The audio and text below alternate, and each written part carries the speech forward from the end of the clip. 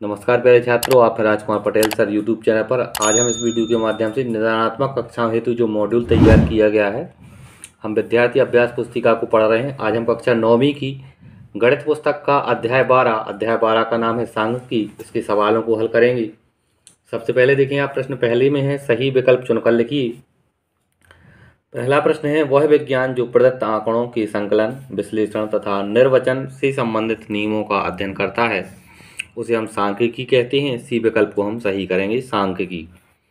दूसरा है, एक निश्चित उद्देश्य से एकत्रित किए गए तथ्यों या अंकों को जो संख्यात्मक या अन्य रूप में हो सकते हैं को क्या कह सकते हैं, तो इन्हें हम आंकड़े कहते हैं।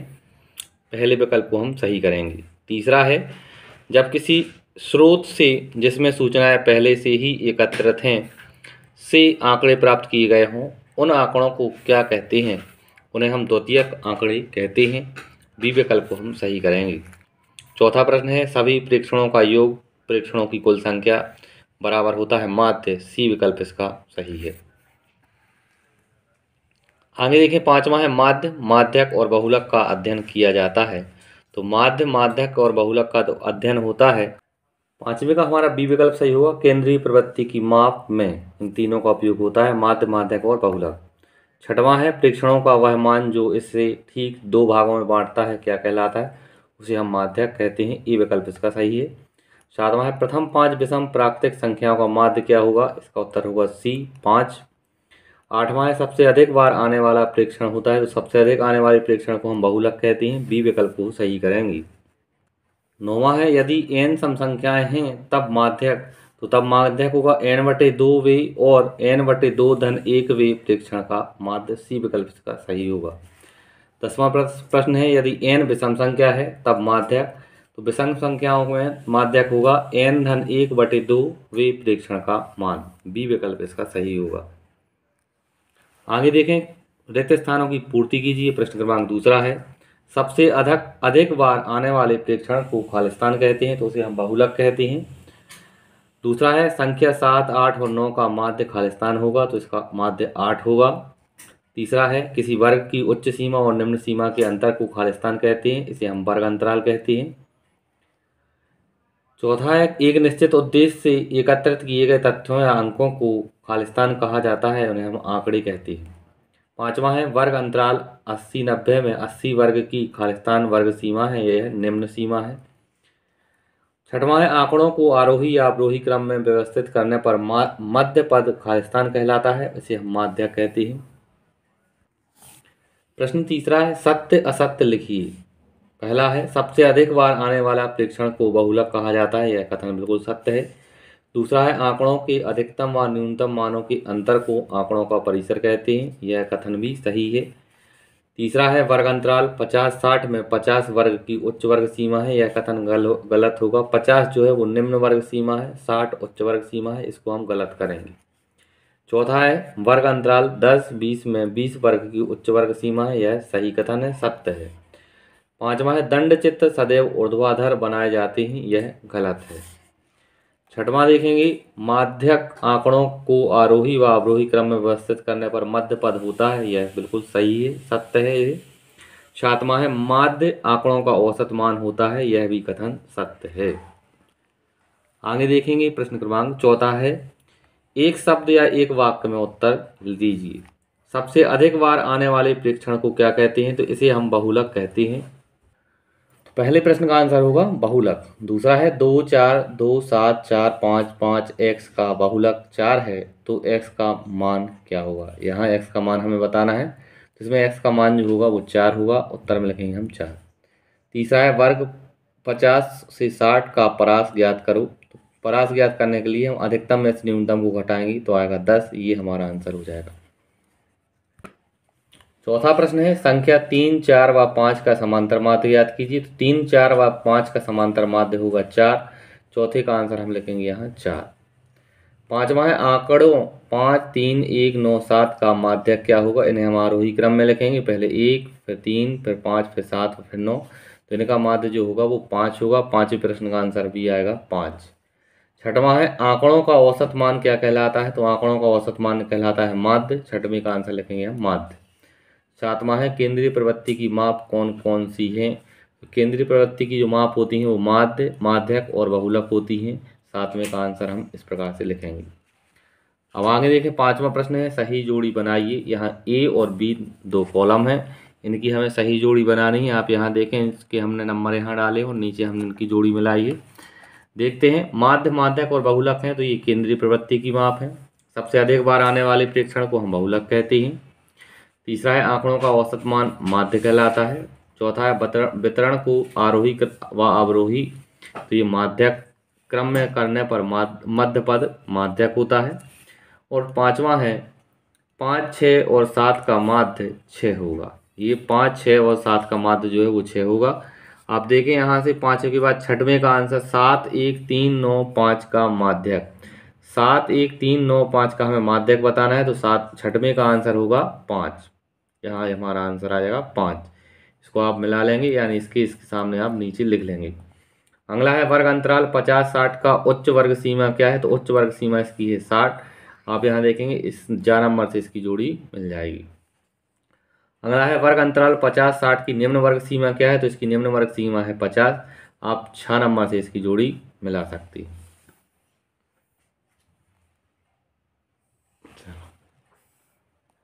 छठवां प्रश्न है, प्रश्न छठवां, एक कक्षा के 9 विद्यार्थियों की सेंटीमीटर में लंबाइयाँ निम्न है। यहाँ सेंटीमीटर में लंबाई दी है 155, 160, 145।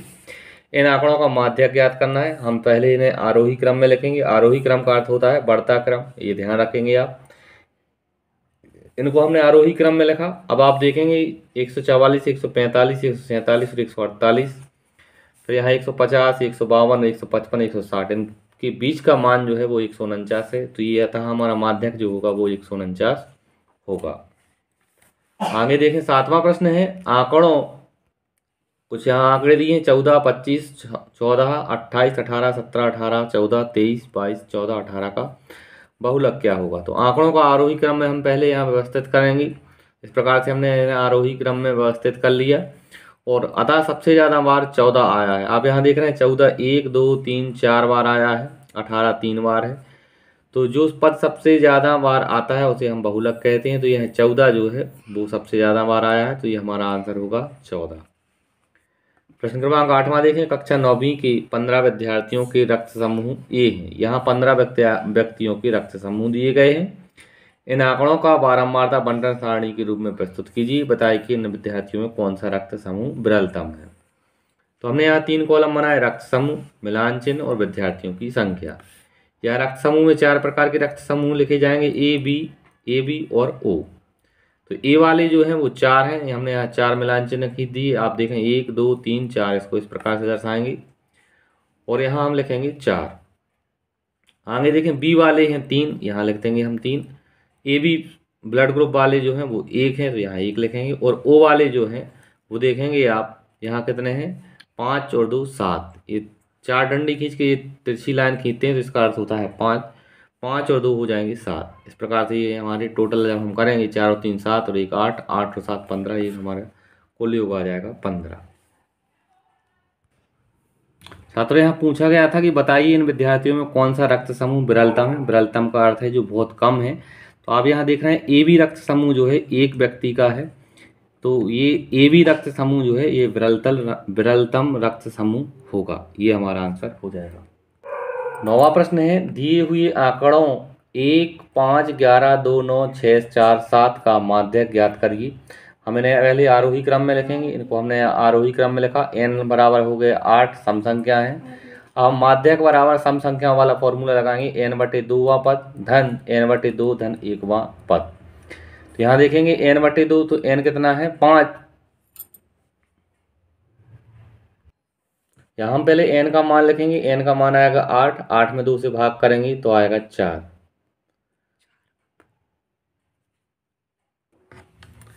यहाँ देखेंगे हम 8/2वां पद, 8/2 धन 1वां पद। अब यहाँ 2 से 8 में भाग करेंगे, यहाँ आएगा 4वां पद और यहाँ आएगा 8/2 यानी 4 धन 1 5वां पद। तो अब हमें यहाँ 4वां पद और 5वां पद बटे 2।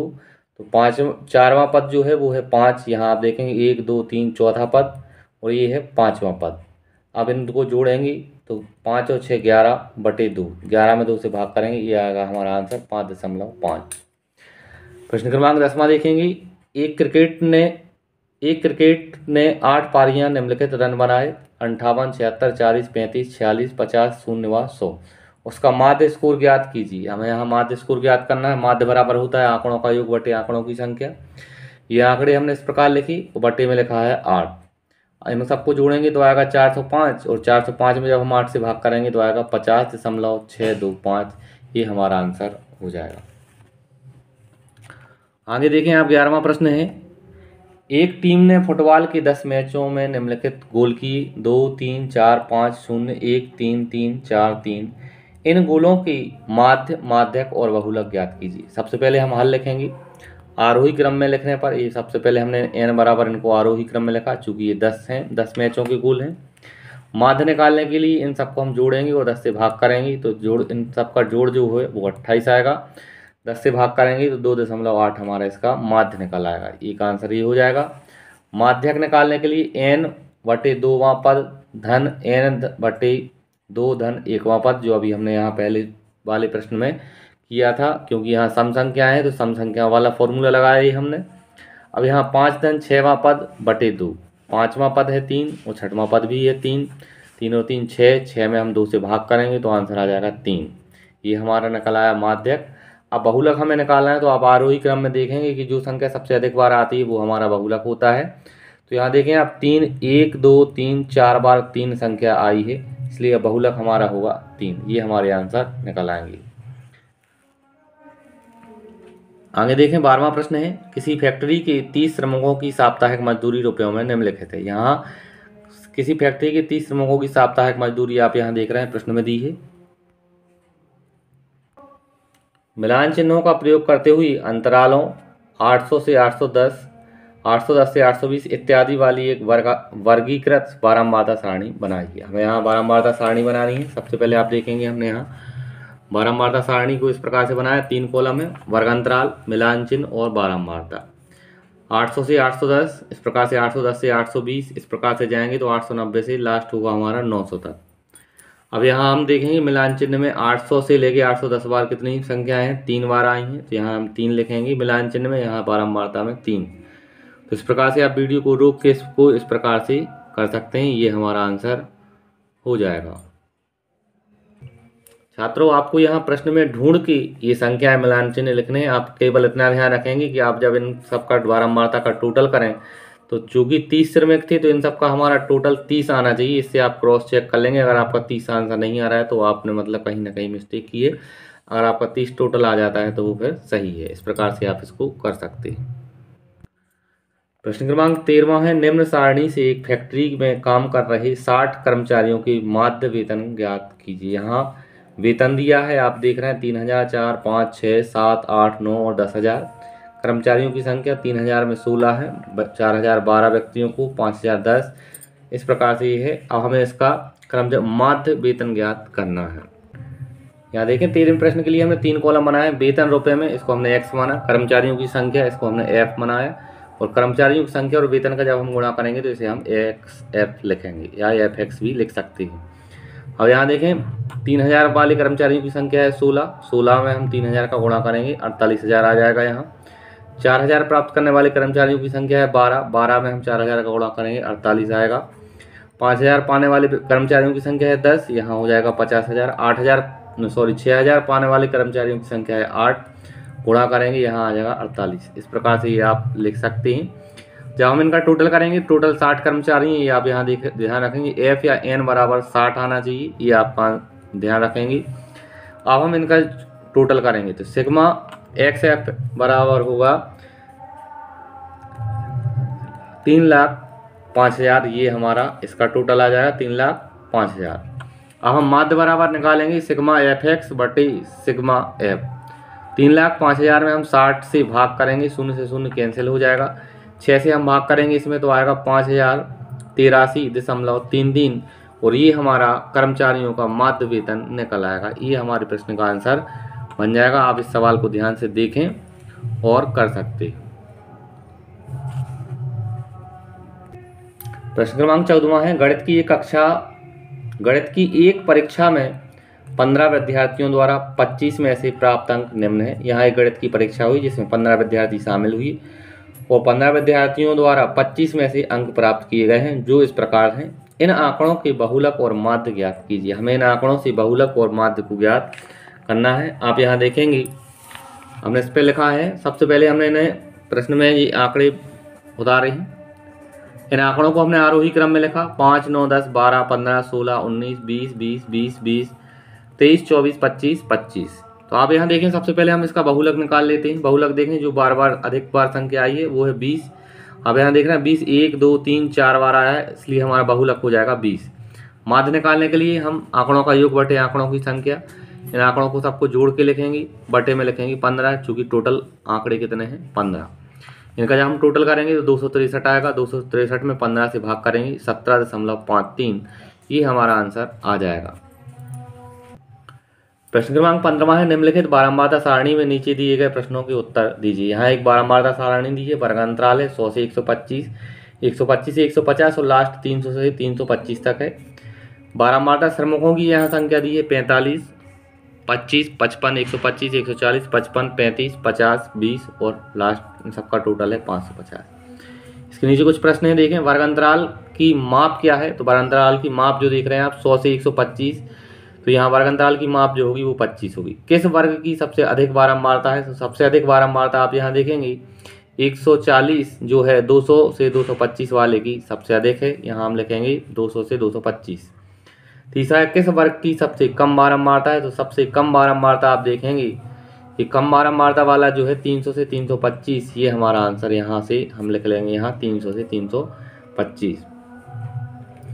चौथा है, किन दो वर्गों की बारंबारता एक ही है? तो यहाँ देखें आपको समान बारंबारता निकालनी, तो 55 यहाँ भी और यहाँ भी 55 है, तो 55 वाला 150 से 175 और 225 से 250, इन दो वर्गों की बारंबारता जो है वो एक ही है, ये हमारा आंसर बन जाएगा। 16वां प्रश्न देखेंगे, एक परीक्षा में एक कक्षा के 51 विद्यार्थियों द्वारा 100 में से प्राप्त किए गए अंक निम्न सारणी में दिए गए। यहाँ टोटल विद्यार्थियों की संख्या ध्यान रखेंगे 51 है और प्राप्त अंक 100 में से है। यहाँ अंक इस प्रकार से दिए हैं, 0 से 10, 10 से 20, 20 से इत्यादि, और विद्यार्थियों की संख्या 5 ये है। इस बारंबारता बंटन सारणी की संगत बारंबारता बहुभुज बनाइए। हमें बारंबारता बहुभुज को बनाना है। पहले हमने इस टेबल को तैयार किया, अंक और विद्यार्थियों की संख्या, यहाँ हमने 0 से लेकर 10, 10 से 20, ये विद्यार्थियों की हमने संख्या को लिखा है। अब हम इसका बहुभुज बनाएंगे।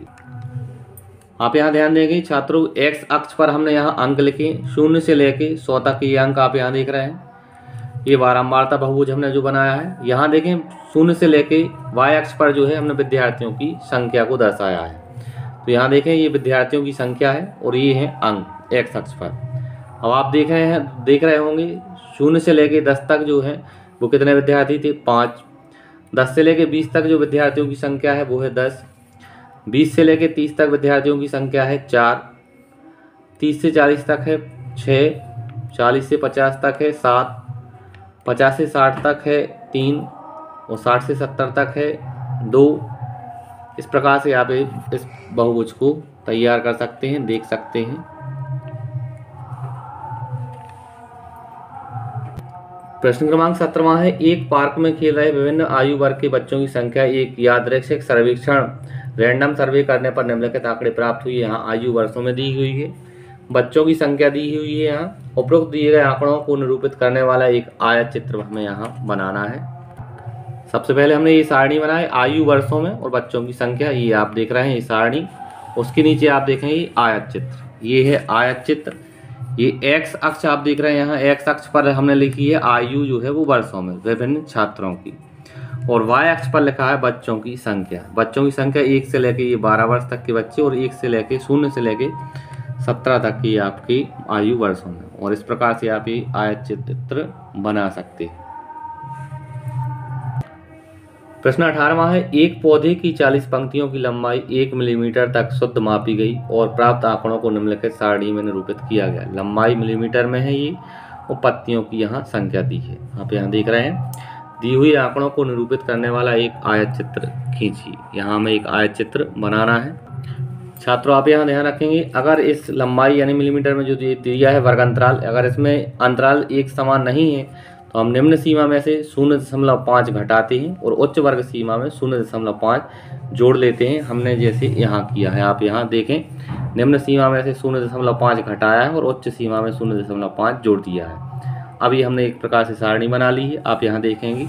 अब इसका हम चित्र बनाएंगे। आप यहाँ देख रहे हैं ये एक्स अक्ष है, इस पर हमने लंबाई लिखी है मिलीमीटर में, और ये पत्तियों की संख्या 0 से लेकर 12 तक, और ये एक आयत चित्र हमने आपको यहाँ तैयार किया है। देखें, आप वीडियो को रोकें और समझकर थोड़ा सा ऐसे बनाएंगे।